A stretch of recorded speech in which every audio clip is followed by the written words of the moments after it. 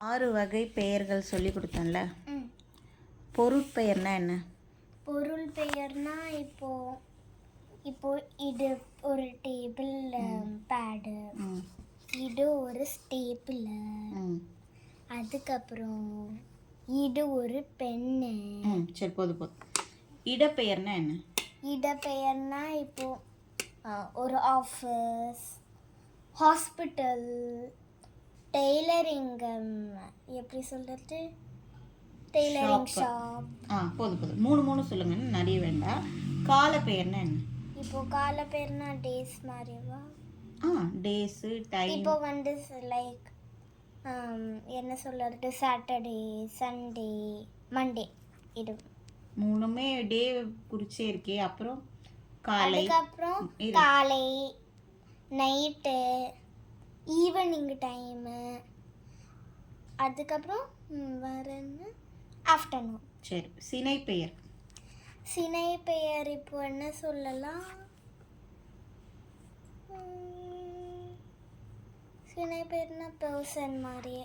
No, சினை பெயர்னா உறுப்பு. கை, கண். அதுக்கப்புறம் என்ன சொல்லலாம்? ட்ரீக்கு எது சினை? ட்ரீல என்ன சினை இருக்கு? பிரான்ச். ஓகே. பண்பு பெயர். பண்பு பெயர்னா இப்போ என்ன சொல்லலாம்? பண்பு பெயர் இங்கிலீஷ்ல என்ன? பண்பு பெயர் இங்கிலீஷ்ல தெரியல. அட்ஜெக்டிவ்ஸ். அட்ஜெக்டிவ்ஸ்ல மறந்தே போயிடுச்சு. சொல்லுங்க இப்போ பண்பு பெயர். இப்போ அட்ஜெக்டிவ்ஸ் என்ன மாதிரி சொல்லலாம்?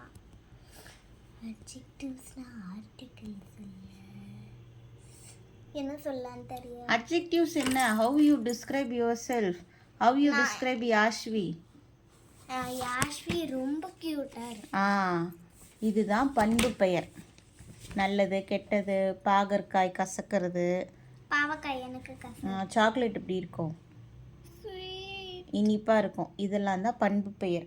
தொழிற்பெயர். தொழில் பெயர் என்ன சொல்லலாம்? தொழில்னா என்னது? தொழில்னா வேர்பு, ஆக்ஷன்ஸ் எல்லாமே தொழிற்பெயர். ஒரு ஒர்க்கை பண்ணுறோம்ல, அதுதான்.